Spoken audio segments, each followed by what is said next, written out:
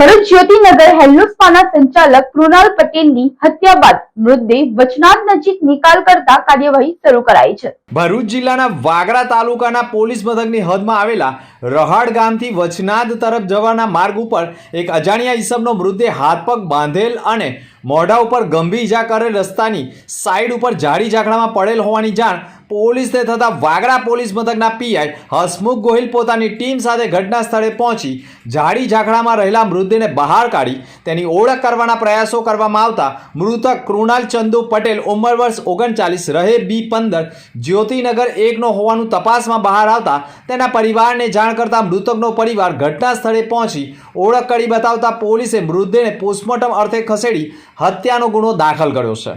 મૃતક કૃણાલ પટેલ ભરૂચના જ્યોતિનગર નજીકના સવાસડી હેલ્લો પ્રોફેશનલ સ્પા ચલાવતા હોય અને તેમાં 10 લાખનું ઉપરાંતનું ઇન્વેસ્ટમેન્ટ વાગરા તાલુકાના વોરા સમની ગામના